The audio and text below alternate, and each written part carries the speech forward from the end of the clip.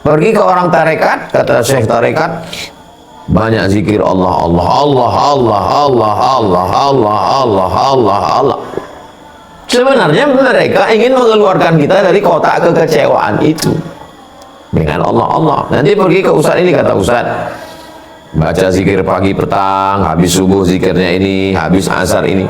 Mereka tidak menjelaskan apa tujuannya, yang penting zikir aja. Sebenarnya mau zikir pagi petang, mau maksurat, mau zikir Allah Allah, mau zikir subhanallah bihamdihi, mau sholawat, kita sedang diajak menghentikan ini, yang nakal, yang jahat ini, lalu kita dibawa keluar dari kotak kekecewaan kepada kotak harapan baru. Begitulah hebatnya Islam. Ini kecewa terhadap benda. Benda apa aja yang kita kecewakan? Terhadap rumah, terhadap kendaraan, terhadap perhiasan, terhadap kehilangan, terhadap bangunan, dan lain-lain, kekecewaan. Yang ketiga adalah kecewaan terhadap person, orang. Kecewa terhadap pasangan, berharap pasangan itu ya yang wah, sesuatu yang tidak salah, namanya manusia tetap ada harapan-harapan. Tapi lalu kemudian maka muncul kekecewaan. Beda sama benda. Kalau benda tak bisa kita rubah, tapi kalau manusia dia bisa dirubah. Maka ada nasihat, ada perubahan terhadap anak. Anak disekolahkan, habis sekolah dipondokkan, habis pondok dikuliahkan, ternyata pulang tidak seperti harapan teman-temannya, muncul kekecewaan. Maka di sana ada nasihat. Nasihat bisa langsung dari mulut sendiri, nasihat dari orang lain, disampaikan bahannya dari kita, tapi lisannya pinjam lisan orang lain, lisan ustadz, lisan tokoh masyarakat yang menyampaikan ke dia bahwa ayah kamu, ibu kamu itu harapannya besar ke kamu. Lalu kemudian introspeksi diri, ini jangan-jangan karena saya kasih makan haram, jangan-jangan dulu saya juga kepada orang tua saya mengecewakan, sehingga kalau hari ini saya dikecewakan, ya ini cara menebus dosanya. Karena di antara dosa durhaka pada orang tua itu, kita juga akan mengalami hal yang sama. Itu DP-nya di dunia. Di akhirat mudah-mudahan Allah mengampuni. Kecewa terhadap tetangga, kecewa terhadap teman, kecewa terhadap atasan, kecewa terhadap begitu banyak target-target kita dalam hidup, dan ternyata tak sesuai dengan yang kita harapkan. Akhirnya kita jatuh dalam lubang kekecewaan. Semakin dalam kita biarkan diri kita, semakin tenggelam, semakin sakit, semakin merana, semakin kecewa, semakin putus asa, semakin depresi, makan obat tidak selesai, konsultasi, konsultan juga tidak memberikan solusi, dia kasih obat tidur, akhirnya fatal, bunuh diri. Makanya tidak ada jalan lain, ya ayyuhalladzina amanu, hai orang beriman, ista'inu, minta tolong, bisabri, dengan sabar, wassalah, sholat, minta tolongnya hanya kepada Allah. Inna lillah, kita dari Allah, wa inna ilaihi raji'un, dan kita pun akan kembali kepada Allah subhanahu wa ta'ala. Ustaz mengalami kekecewaan dalam hidup ya.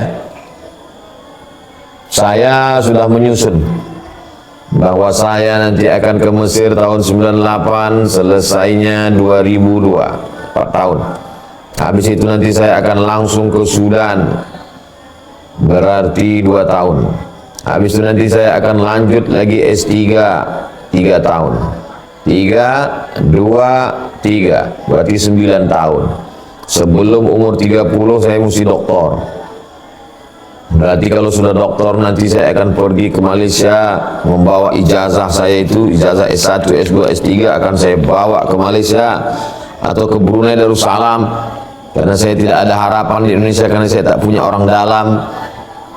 Susah kalau untuk lulus jadi dosen, maka saya terpikir berarti saya modal ijazah itu saya akan jadi dosen nanti di Kuala Lumpur sebelum umur 30.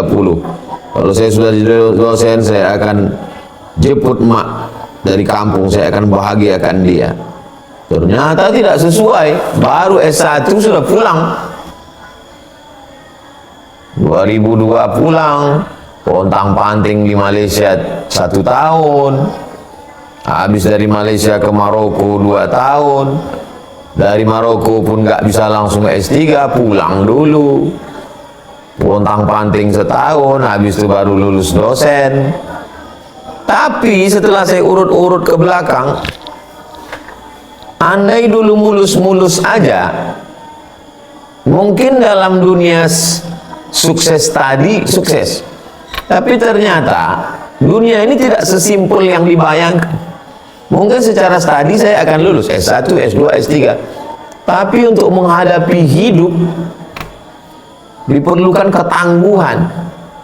Dan skenario Allah itu lebih indah. Dibuatnya saya di Malaysia dulu, transit dulu di UKM, tinggal di Kajang, merasakan universitas yang paling berhasil mendidik adalah universitas penderitaan, mengalami berbagai macam untuk lebih menguatkan. Pergi ke Maroko, pulang dari Maroko, sempat di Jakarta, di Bogor, lalu pulang ke Pekanbaru jadi dosen, habis itu baru S3. Jadi setelah direnung, bandingkan antara proposal kita dengan yang dituliskan Allah, oh lebih hebat yang punya Allah. Ternyata proposal saya ini mulus-mulus aja. Kalau mulus-mulus aja, ya kendaraannya kendaraan yang biasa aja. Tapi kalau jalan berlumpur, naik ke batu tilam, itu kendaraan yang dahsyat, yang luar biasa. Kalau hanya danau yang tenang-tenang, itu bahteranya biasa, nakodanya pun biasa. Tapi kalau angin puting beliung, karangnya tajam, kapalnya tangguh, nakodanya pun luar biasa. Tapi kita baru bisa ngomong begitu kan setelah melewati. Ketika sedang berada di tengah pukulan ombak yang dahsyat itu, maka yang menolong kita itu ya teman, ya saudara. Orang yang menang, dia punya banyak teman. Orang yang kalah, dia punya sahabat sejati. Nah, jadi ketika kita sedang berada di pukulan angin kencang itu, ingatlah siapa yang memberikan kita kekuatan, siapa orang-orang yang menyabarkan kita. Itu teman yang jangan sampai dilepas, karena mereka adalah obat segala kekecewaan. Kekecewaan itu bisa dihilangkan dengan persahabatan, persaudaraan. Maka persaudaraan karena Allah Subhanahu wa taala. Makanya kata Nabi, rajulani, 2 orang, tahabba fillah, berkasih sayang karena Allah, ijtama'a alaihi, bertemu berkumpul karena Allah, wa tafarraqa alaihi, berpisah pun juga karena Allah. Banyak teman ketawa, tapi tak banyak teman menangis. Nah, jadi di antara yang mengobati kecewaan itu adalah teman, sahabat. Kita kalau sedang kecewa itu seperti hanyut di sungai, semua kita tarik. Jangankan bambu lapuk, rumput lapuk pun kita tarik, karena kita sedang hanyut. Tapi ketika ada orang yang mengulurkan tongkatnya saat itu, wah itu luar biasa. Kebanyakan malah bertepuk tangan menikmati melihat orang hanyut. Tapi ketika ada satu orang yang mengulurkan tongkatnya, ini luar biasa. Jadi sebenarnya di balik itu ada hikmah-hikmah. Hanya saja melihat sesuatu dengan hikmah itu kan perlu kacamata. Bagaimana kita bisa nampak hikmah kalau kacamatanya belum kita pasang? Andai kacanya ada pun mata kita tertutup, karena kita sedang kalut, sedang galau, sedang susah. Ada orang lain yang menarik tangan kita keluar dari tempat itu. Ketika itu dia katakan, dunia ini luas loh. Apa yang kau alami ini belum ada apa-apanya dibandingkan dengan Nabi Ayub alaihissalam, dengan Nabi Nuh alaihissalam. Makanya orang selalu senang mendengar ceramah. Kami kalau dengar tausiah itu Ustaz, rasanya kok dada ini lapang gitu ya. Karena Ustaz biasanya bercerita tentang kesedihan, bercerita tentang musibah, bercerita tentang kematian, cerita tentang makna syukur, cerita tentang satu sisi kita sedang dikeluarkan. Kalau dalam keadaan kecewa di rumah, buka handphone, lihat update orang kok ia makin kecewa, lihat postingan orang makin dalam, nonton TV juga, maka tidak ada jalan lain kecuali ambil wudhu, berbisiklah ke tanah supaya malaikat-malaikat di langit memintakan rahmat kepada Allah Subhanahu wa taala. Karena tak ada lagi tempat mengadu di bumi. Lalu kemudian setelah itu kalau ada kawan sahabat yang menolong, maka itu teman sejati.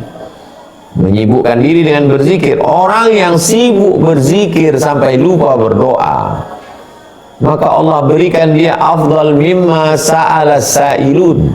Allah berikan dia lebih baik daripada yang diminta oleh orang yang meminta. Puncak dari kekecewaan adalah kecewa kepada Allah Subhanahu wa taala. Na'udzubillah. Dan hilang timbul Tuhan itu dalam pikiran. Maka disitulah diperlukan kekuatan yang luar biasa. Jangan sampai ikut bisikan setan. Segera mandi taubat, segera ambil wudhu, segera gelar sajadah, segera sholat sunat taubat. Kalau pagi duha, kalau malam tahajud, baca Al-Quran, berzikir, afdal zikri la ilaha illallah, minta kekuatan kepada Allah Subhanahu wa taala. Maka dia ibarat kopi yang sedang diaduk. Kita biarkan sejenak, dia hening, lalu kemudian turun,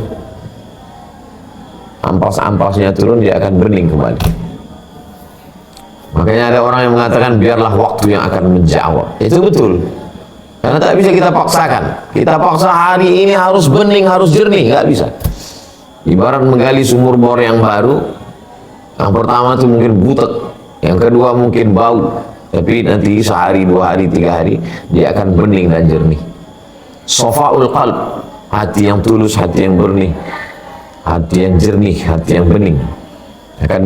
Allah berjanji, walladzina jahadu fina, orang-orang yang bermujahadah melawan semuanya itu fina, untuk datang ke tempat kami, lanahdiyannahum subulana, kami akan menunjukkan. Dan memang ustadz itu diberikan Allah kekecewaan. Kenapa? Karena orang kecewa akan ngadu ke ustadz. Gimana kalau ustadz tidak pernah kecewa? Dia nggak tahu rasanya kecewa, apa obat kecewa, bagaimana menghilangkan kekecewaan. Allah membuat saya pernah kecewa kepada keadaan, kecewa kepada benda, kecewa kepada orang. Supaya apa? Karena saya tempat mengadu orang.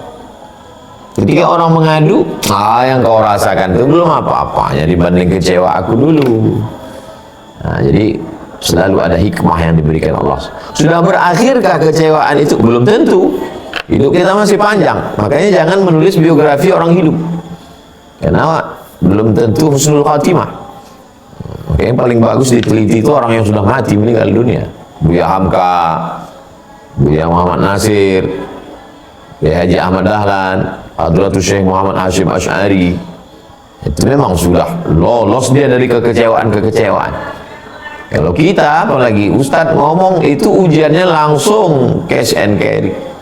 Bicara jangan pernah kecewa, langsung aja Allah berikan. Dan saya pengalaman pribadi, saya tak boleh mengecewakan orang. Kalau sampai saya kecewakan orang,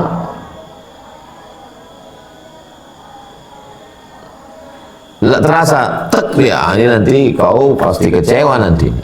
Dan tak lama saya berangkat dari Pekanbaru, macet, sampai di lokasi tempat acara sudah jam 9, orang sudah nunggu dari maghrib. Berarti orang sudah duduk di tanah lapang 2 jam. Pilihan saya 2, makan di tempat panitia atau langsung tausiah. Bagi saya makan bisa ditunda, saya bisa nahan makan. Orang banyak ini kasihan. Menurut saya langsung tausiah. Tapi rupanya ada orang yang kecewa, orang yang sudah menggorengkan burung puyuh. Kami susah-susah menangkapkan puyuh Pak Ustadz, sudah menggulaikan. Mampir dulu Pak Ustadz. Aduh saya nggak bisa. Itu dalam hati, berarti kau udah mengecewakan, nanti kau pun akan kecewa. Betul, pulang sampai ke rumah, Ustadz tadi waktu nyuci mobil kaca depan tuh rupanya retak. Kan betul, tak boleh mengecewakan orang. Nah, jadi Ustadz memang selalu diberikan Allah teguran yang langsung. Supaya apa? supaya dia juga halus ketika mengambil tindakan. Belajar dari hidup, belajar dari buku sudah, belajar baca kitab, disertasi sudah menulis, tapi belajar dari hidup. Kalau bahasa Minang, alam takambang menjadi guru. Alam yang terkembang, pengalaman sehari-hari adalah guru-guru terbaik. Kalau kita mau merenung sejenak, kita membandingkan, faksusil qasas, ceritakan kisah-kisah itu la'allahum yatafakkarun, mudah-mudahan mereka berpikir. Jadi kalau kita kecewa dengan keadaan, apa yang kita alami belum ada apa-apanya dibandingkan Nabi Ibrahim, belum ada apa-apanya dibandingkan dengan Nabi Ayub, belum ada apa-apanya dibandingkan dengan Nabi Yusuf, belum ada apa-apanya dibandingkan dengan saudara kita di Palestina hari ini. Kalau mereka tidak kecewa, kenapa kita mesti lebih kecewa? Siapa kita? Menarik tema kecewa malam ini, Ustaz. Jam sampai saya sudah jam 8.43. Saya kembalikan ke Bang Alvin. Kita akan teruskan dalam interaktif. Terima kasih. Wassalamualaikum warahmatullahi wabarakatuh. Waalaikumsalam warahmatullahi wabarakatuh. Alhamdulillah. Insya Allah kita akan masuk ke sini jawab. Siapkan pertanyaan di kolom chat, siapkan ya. Nanti juga yang ASN bisa angkat tangan dan sampaikan pertanyaannya.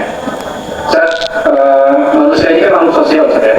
Kadang dalam hubungan sosial itu ada perbuatan salah orang lain yang kemudian membuat hati kita kecewa, sakit gitu ya. Dan ngerinya dari kekecewaan ini kadang menimbulkan hubungan yang renggang sampai mungkin naudzubillah putus tali silaturahmi. Dan di hadis kan disebutkan bahwa la yadkhulul jannata qati, orang yang putus tali silaturahmi ini diancam tidak masuk surga. Pertanyaannya, bisa nggak kita mau benar-benar terhindar dari namanya rasa kecewa ini, Ustaz? Polos saja dengan perlakuan orang lain pada kita gitu. Lain orang lain menyikapi sesuatu. Bagi teman saya, kata dia, tidak perlu tabayun, tidak perlu, ya udahlah biarin aja lah Ustaz. Biarin aja lah Ustaz. Kalau saya enggak, saya tidak gitu. Karena kalau biarin aja, sifat manusia dikasih hati minta jantung. Sifat manusia kalau dia sedang mencincangkan parangnya, dia cari mana tempat yang lunak, yang lembut. Kalau dia keras dia berhenti. Kalau dia dapat lembut, dia cincang terus di situ. Jadi kalau kita diam, dia akan lakukan perbuatan yang sama pada orang lain. Itu tidak mendidik. Maka saya selalu kalau diperlakukan orang tidak adil, tidak sesuai, saya klarifikasi. Saya ajak ketemu. Istilah saya ngopi. Ini orang kurang ngopi, ini ajak ngopi. Tapi jangan berdua. Kalau berdua nanti bisa jadi timbul fitnah, mengatakan sesuatu yang tidak kita katakan. Ambil penengah yang ada saksi, bisa jadi saksi. Saksi, ketemu, kita buat catatan poin-poinnya. Poin 1, poin 2, poin 3, kita clearkan, kita selesaikan. Bahwa kemudian setelah itu dia memutuskan silaturahim dengan kita, itu urusan dia. Kita tidak boleh putuskan. Kalau nanti kita di hadapan Allah, saya tidak ada putuskan. Saya berakhir dengan klarifikasi, saya datang, saya salaman, musafahah. Setelah itu dia yang menjauhi saya. Kita punya jawaban. Siapkanlah sesuatu yang kira-kira nanti kalau ketemu Allah ada jawabannya. Termasuklah yang kita lakukan hari ini dengan mengumpulkan uang untuk Palestina. Itu adalah, ya kalau ada orang katakan untuk apa ini Pak Ustadz? Ya untuk jawaban kalau nanti ditanya Allah. Kenapa kau tidak kirim tentara? Aku bukan panglima. Kenapa kau tidak kirimkan pasukan? Aku bukan presiden. Aku mengirimkan doa. Aku bisa kumpul dengan jamaah, mengumpulkan duit untuk beli selimut. Begitu juga dengan ini. Aku tidak pernah memutuskan tali silaturahim. Berakhirnya dengan tabayun. Tapi setelah tabayun orang marah. Allah hanya menghukumi kita. Allah hanya agama, Allah, Quran, hadis itu menghukumi sikap kita kepada orang lain. Adapun sikap orang kepada kita, wala taziru waziratu wizra ukhra. Allah tidak akan membebani orang dengan beban orang lain. Kalau saya yang memutuskan silaturahim, itu baru dihukumi Allah. Tapi kalau gara-gara klarifikasi itu orang memutuskan, ya itu bukan urusan kita. Tapi kita jangan sampai tidak mengklarifikasi, pura-pura baik di depan orang, tapi kita menyimpan di dalam, meledak-ledak di belakang. Itu bukan sifat saya. Saya tidak begitu. Kalau saya ada hal yang tidak berkenan, saya cari mediator. Assalamualaikum Pak, Bapak kayaknya sesuai dengan ini, sesuai dengan ini. Tolong Bapak mediasi saya mau ketemu. Ada beberapa poin. Oke, siap, duduk. Nah, itu prinsip saya. Karena itu mendidik. Demikian Bang Alvin. Wallahu a'lam bishawab. Baik. Baik, ada pertanyaan dari akun Zoom bernama seorang ibu. Ini curhatan seorang ibu terhadap anaknya, Saya. Salah satu anak saya ada yang cukup sering membuat kita orang tuanya ngelus dada. Dia sering bohong sehingga kami sulit percaya lagi. Dia tidak tinggal bersama kami. Dia sedang mengabdi di rumah seorang yang soleh. Baru-baru ini dia berbuat kesalahan pagi. Lagi-lagi kami kecewa padanya. Apakah jika sebagai orang tua kecewa atas kebohongan yang sering dilakukan oleh anak kami, kemudian kami tidak meladeni lagi via chat, telepon, apakah boleh kecewa karena hal itu, tapi tetap mendoakan kebaikan untuknya?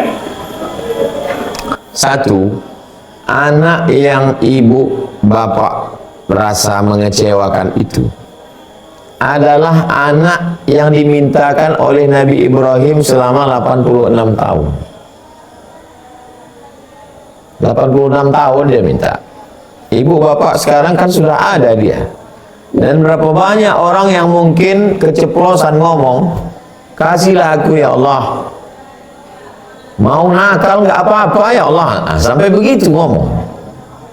Nah, pekerjaan yang menurut kita membosankan adalah pekerjaan yang dinantikan para pengangguran.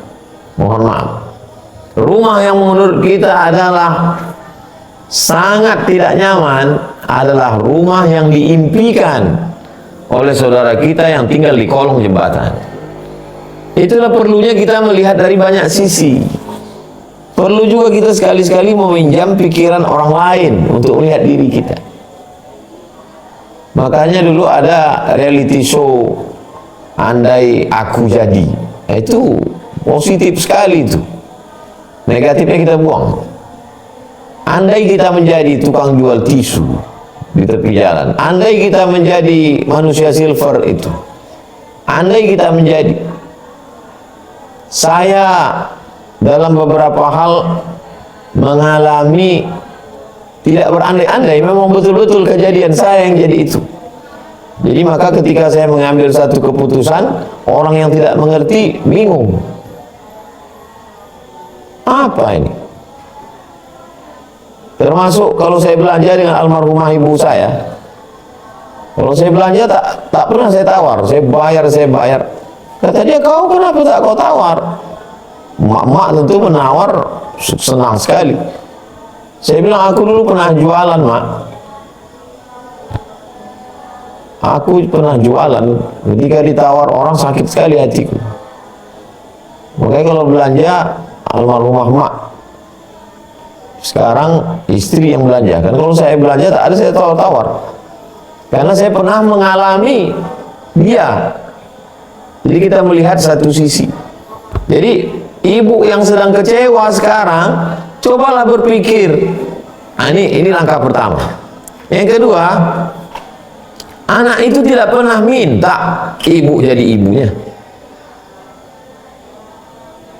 Dan ibu pun tidak pernah minta dia jadi anak ibu.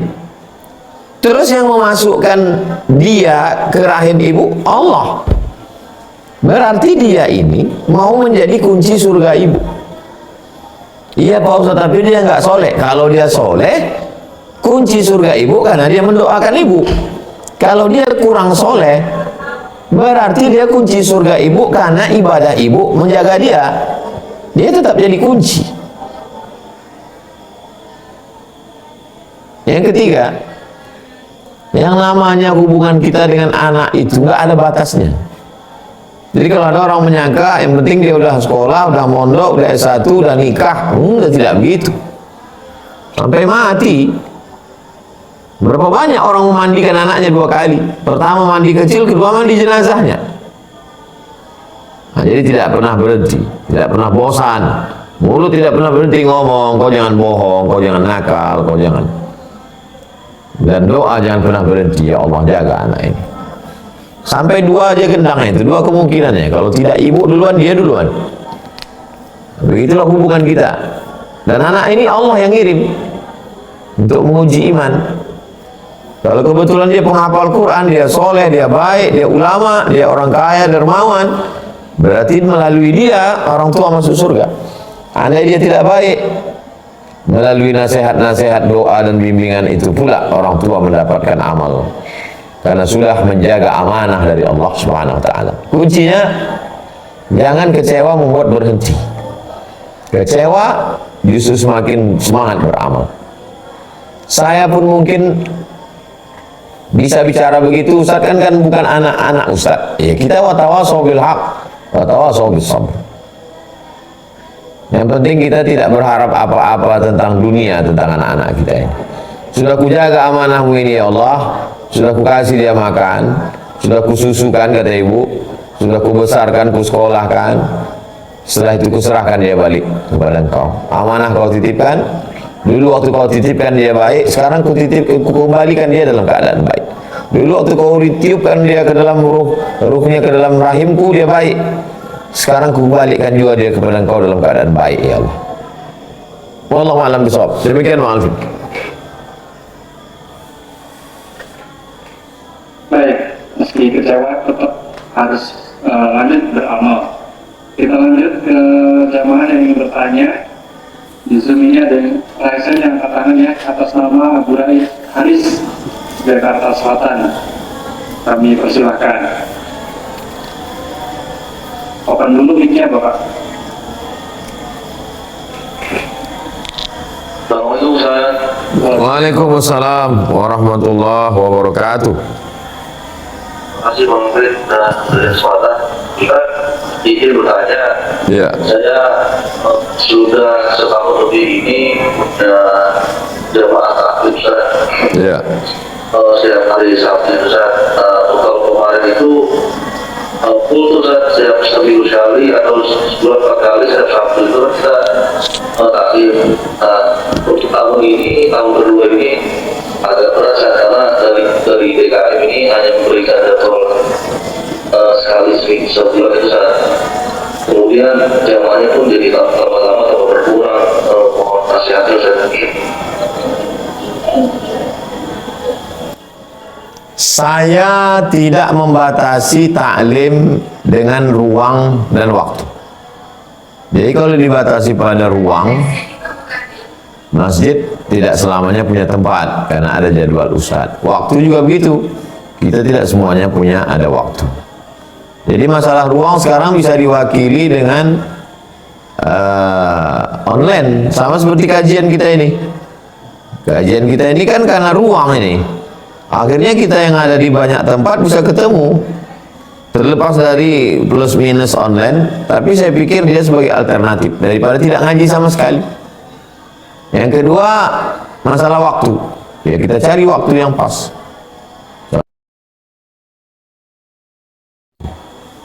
Habis isya dalam keadaan tenang.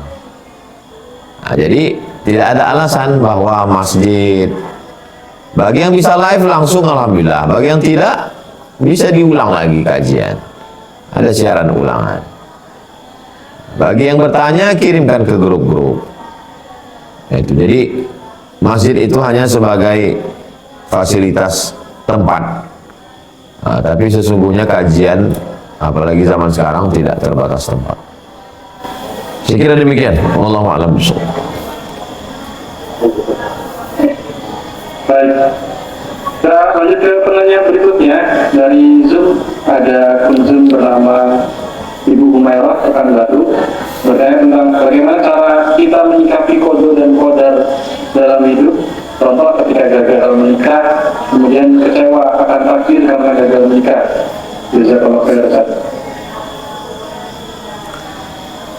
Ada namanya teks. Teks itu ayat Quran, hadis Nabi.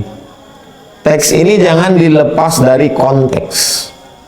Jangan diambil ayat dibaca terjemahannya, dipahami sendiri. Tidak begitu.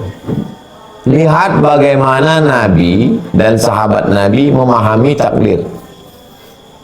Apakah Nabi dengan sahabat itu di Taman Raudhah di Madinah sholat, puasa, zikir, baca Quran, masalah ini ya udahlah kita serahkan aja semuanya sama Allah, kita serahkan pada takdir? Kan tidak begitu.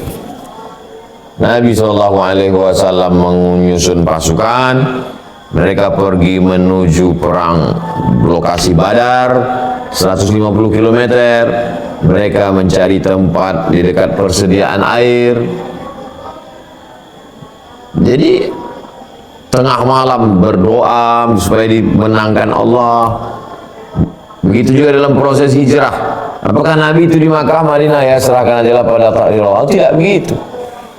Ada yang tidur di tempat tidur Nabi naik ke atas ketemu membawa Abu Bakar. Ada yang membawa makanan, zatun niqatain, zatun nitaqain, Asma. Ada yang mau berita Abdullah, ada yang menjaga di bawah Amir bin Fuhairah, ada guide penunjuk jalan Ibnu Uraiqid.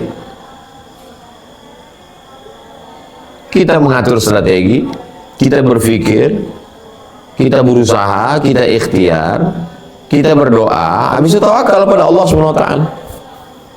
Terjadi sesuai dengan yang kita inginkan, alhamdulillah.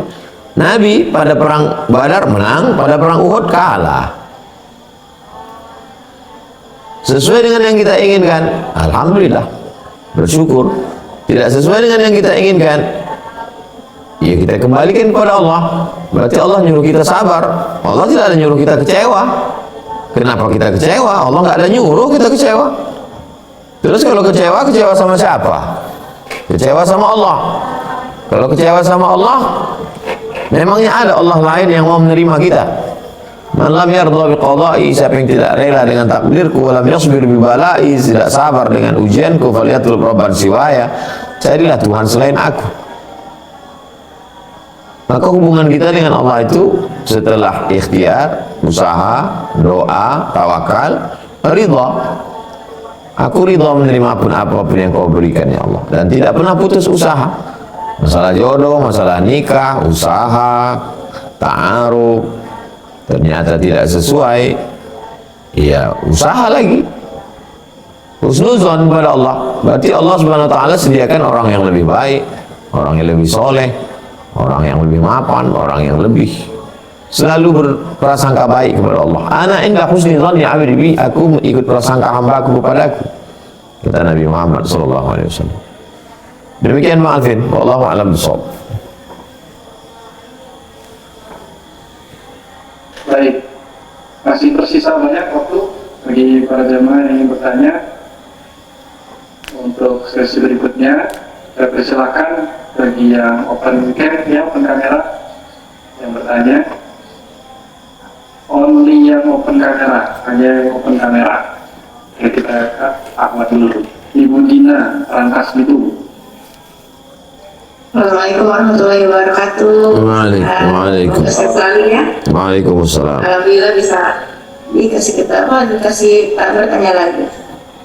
Ustaz, saya kan mau tanya nih, waktu pertama hijrah tuh, lagi semangatnya jatuh cinta ya sama Allah, sama Rasulullah gitu.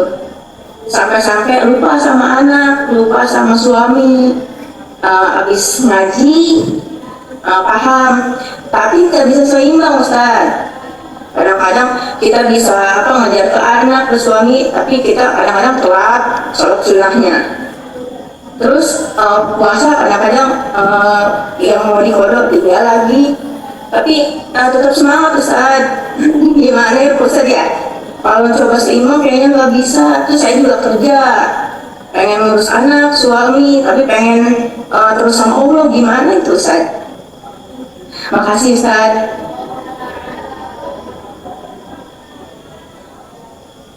Ya.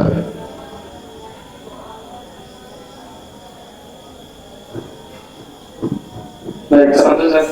Dan semangat.